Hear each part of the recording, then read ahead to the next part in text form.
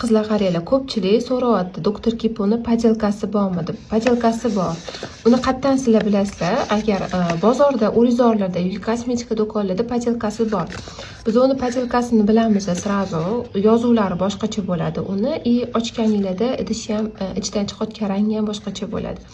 Bu original, bu Koreyada ishlab chiqarilgan professional stroglariya mana 2028. Bu o'zi Koreyada bu narsani ishlatishmaydi. Bular O'zbekiston uchun ishlab chiqariladi. Ya'ni O'zbekiston issig'i uchun, O'zbekiston iqlimi uchun Koreyada doktor Kipo imini bu anaqa bilan bizani o'sha nima deydi? Bu beradigan firma bilan kontrakt tuzgan. O'shaning uchun bu professional hisoblanadi. Koreyada bu narsa Koreyaga to'g'ri kelmaydi, chunki ichidagi sostavlar O'zbekiston uchun ishlab chiqarilgan. Bu originali. Men nimaga aytayapman? Ko'pchilik arzon sotayotganimga podelkani dodda. Men o'zi buni ko'rsatmoqchi edim. Bu ham doktor Kiponiki, bu ham doktor Kiponiki. Misol uchun men buni ishlataman qorasidagi.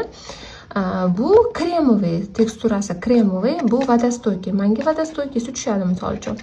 Bu ham SPF 50 PAA. Misol uchun 3 ta yozuvchi. Bu nima degani?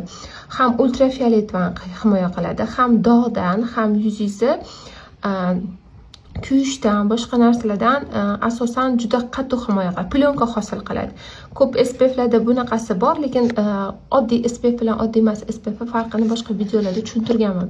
Chunki ko'pchilik SPFlar yuzga singib ketadi. Singigani yaxshi emas, yuzdan kollagen kelib chiqaradi. Mana bu SPF skidkada, SPF emas bu tonalka skidkada, SPFli tonalka. Bu ham doktor Kiponiki, faqat doktor Kiponi ikkinchi nomi Jolis bo'lib chiqqan. Buni ishlatib yurganlar yaxshi bilishadi. Bu hozir skidkada $20, 244 ming baht. Olsanglar bo'ladi. Misol uchun men o'zimga shuni ishlataman. Nima sababdan? Meni yuzimga vodostoyki tushadi. Ko'pchiligiga menga yoqadi.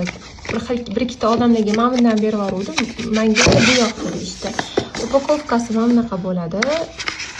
Teksturasi vodostoyki. Misol uchun bir xil yuzi quruq bo'ladi. Yuzi quruqligi bu yaxshi. Kombinirованный yuzlarga mana bu yaxshi. Meni yuzim kombinirованный. Quruq bo'lsa ham menga tushaveradi qoradagi.